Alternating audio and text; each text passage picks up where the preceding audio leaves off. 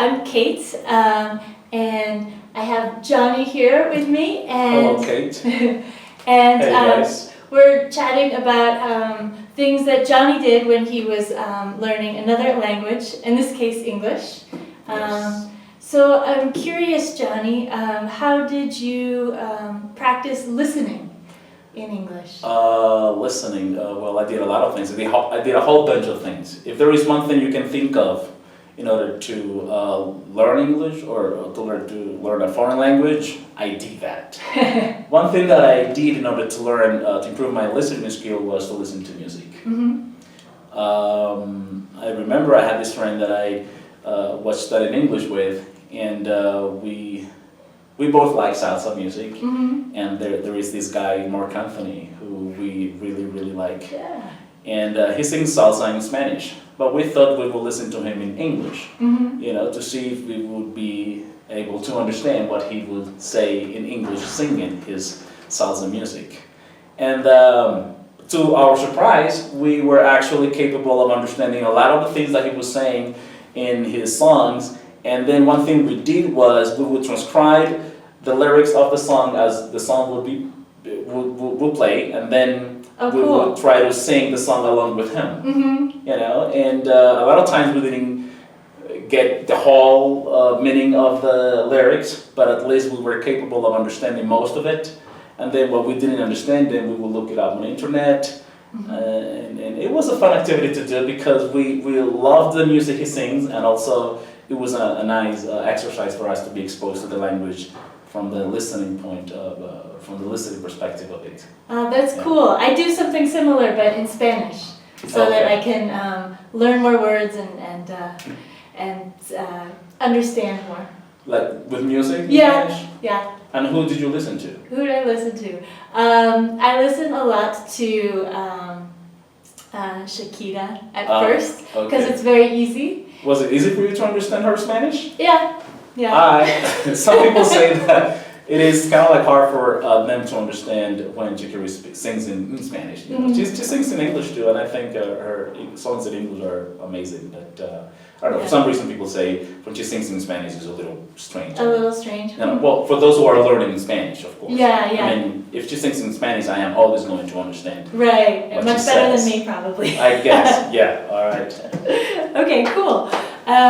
And so we don't have to stop it, I guess. Well, another thing that I did was watching movies and TV shows. Mm-hmm. But that was probably the most difficult exercise that I did. And I would say that if you want to do this, make sure that you have practiced enough. Mm-hmm. You have been exposed to the language long enough in order for you to be ready to understand the movie and understand the TV show. And if not, at least make sure you have subtitles in Spanish at the beginning. Mm-hmm. And I remember something funny that happened to me was that I thought I was ready to understand movies. Mm-hmm. And then I got this movie from Panama. A friend of mine had gone to Panama, and then when he returned to my hometown in the Pacific coast of Colombia, that's in Luque, he brought this movie with him.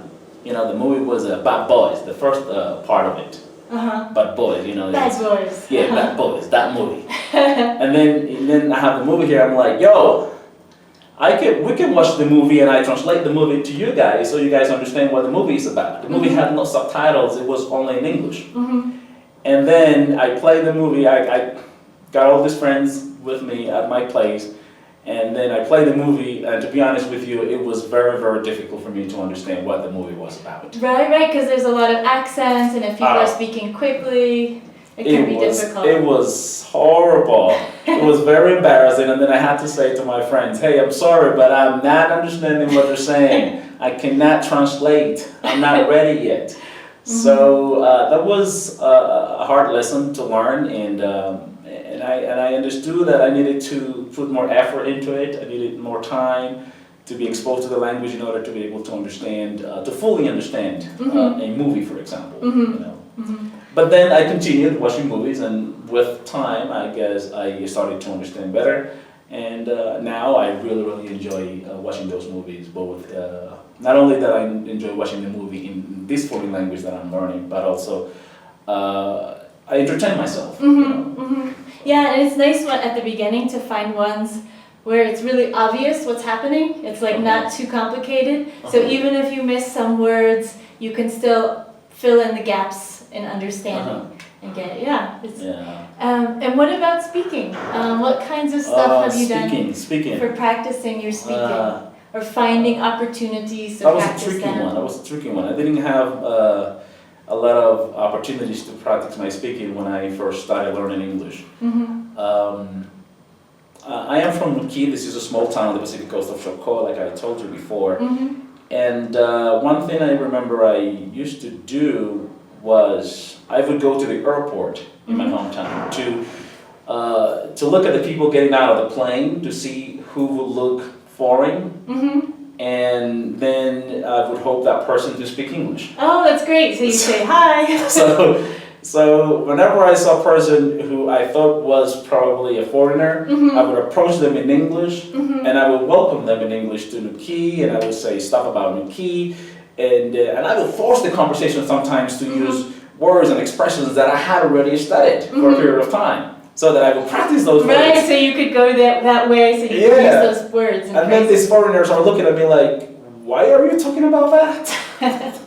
You know, like, to some of them it was obvious that I was trying to use certain words and expressions, you know? But that was because opportunities to speak in English were very, very scarce. And I needed to be creative and take full advantage of those very few opportunities that I managed to create. Yeah, that's really cool.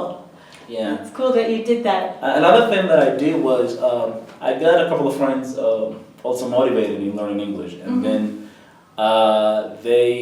we've created kind of like an English-speaking community. You know, we all made mistakes and we made fun of each other, but it was fun. You know, it was a group of a few people, and then whenever we got together, we would practice expressions and we would challenge each other.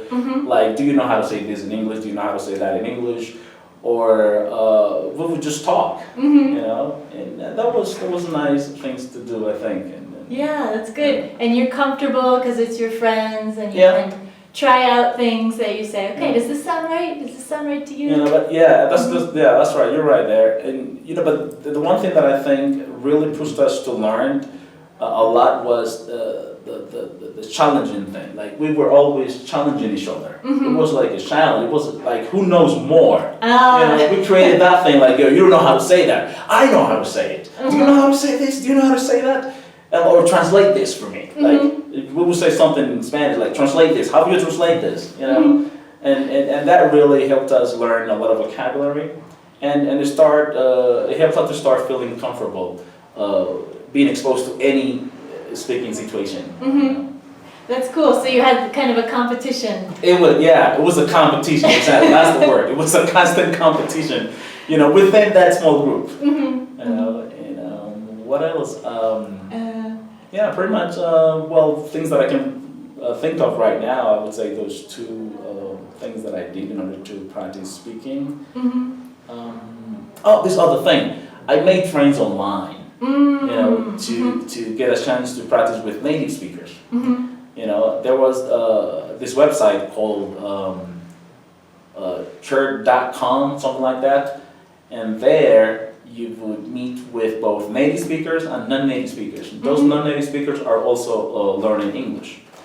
And then native speakers of English, what I would do with them is I would help them with their Spanish, because if you are on this website, it is because you're learning a foreign language. So I would look for those native English speakers who were learning Spanish, and I would help them with their Spanish, and they would talk to me in English for some time in return. Oh, that's great. And you had a nice exchange. Exactly. And with others who were non-native English speakers, we would just practice. They were probably speakers of Chinese or any other language, but they were also learning English. You know, so it was like an international community of students learning English. Oh, cool. It seems like, and it's really motivating because you're really talking to them. Yeah. And the thing is, like, it is not weird for you to start a conversation in English there, because if you're there, it is because you're practicing or learning a foreign language. You can see the name of the person, what the native language is, and what the language or languages is that they are learning. That's cool. That's a really good way to do that. I wish I'd done that when I was learning Spanish. Oh, you didn't do that? I didn't do that, no. Well, now you know you can do that. Now I know. And actually that's the last question I had was about communication. So not just speaking, but like where did you find chances to really use it? And it sounds like you you did a lot of things. It. Yeah. Well, I have to say that most of my practice was just for the sake of practicing. Mm-hmm. Like my first 5 years learning English, I would basically use English to just practice the language, not to really communicate with people. But when I got to college, when I started the university, I have to say that then I took some courses where I would have to express myself in English, and it was not just to practice, but to actually be part of a conversation related to the content of the course. You know, and now at work, I use English to actually be myself and communicate with my students. But before that, it was basically for just being able to practice the language. Mm-hmm. Yeah. So for a time, it was more the goal of learning the language, and then later it came to that for you. Exactly. Oh, all right. Well, cool. Thank you for sharing your experiences. This is really interesting. My pleasure. Yeah, all the hard work and the opportunities you made for yourself and your friends to keep practicing English. Yeah, that's true. That's true. One last thing that I would say to you, if you're interested in learning a foreign language, in this case English, I guess, try everything. I mean, every little thing you can do to expose yourself to the language is useful, and it is going to help you learn the language. You know, I did a lot of things like these rote memorization games, for example. I would learn words out of the dictionary at random. Boom, boom, boom, boom. Repetition. You know, recording my voice into a microphone and then listen to myself over and over again, try to imitate the way a person said something in a video, for example. I did that a lot. Like, I want to sound just like him. You know, I would just record that like many times to just see if I could say it the same way. You know, a lot of times I didn't do it the right way, but yeah, but it's a good tip, and it's like you have to be a little obsessive, right?